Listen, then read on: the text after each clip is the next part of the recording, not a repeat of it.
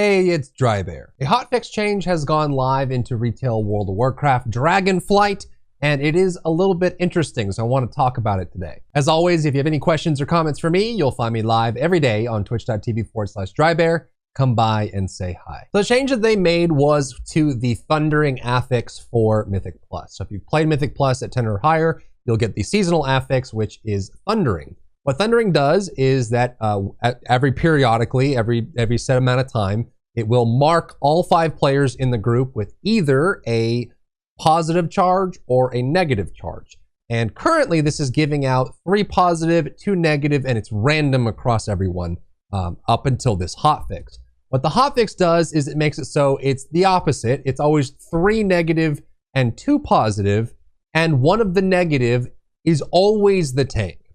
And I think this is actually a bit of an improvement on it because there are so many crazy frontals in the M Plus season right now that if you end up getting stuck with something, it can really, really punish you if you have to run and clear with the tank.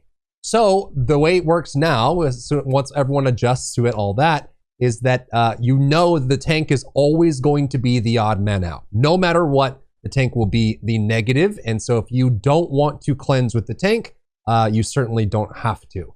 And I think in most cases, I think anyone can cleanse with anyone. I don't think any role specifically should be outside of that for everyone else. Like no one's exempt from doing the mechanic. But I would say that there are plenty of dungeons now in Season 1 where there's some crazy frontals that are going out against the tank. Court of Stars is a bunch of them. There's a bunch of them in like AV with the golems doing the shards that shoot out and stuff like that. It can get really nasty. So it's kind of nice to know that the tank is going to be the odd man out. But I think it's also a good opportunity for me to ask you guys how you feel about the Thundering Affix. We get a different one every season. There's pros and cons to all of them. And I'm curious. I've seen mixed reviews of Thundering online. You feel like Thundering is a good seasonal affix? Do you feel like it can certainly get some value? Or do you feel like it's something that is holding you back from pushing higher and higher keys with the groups that you have, whether those are pre-made groups or pug pickup groups?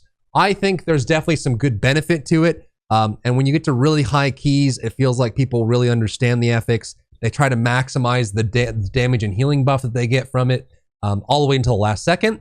And I've definitely had keys, especially in full pugs, where, you know, one person that like there's 2 pluses left and 1 minus left, and the plus just runs off and you can't cleanse and all 3 of you get stunned and there's nothing you can do about it because that person isn't paying attention. So there's definitely some negatives to it that can really, really hurt you. But I think it is interesting. The stun that you get from it is devastating. It is a really, really harsh punishment, but it is nice to have those moments where you can randomly get a bonus.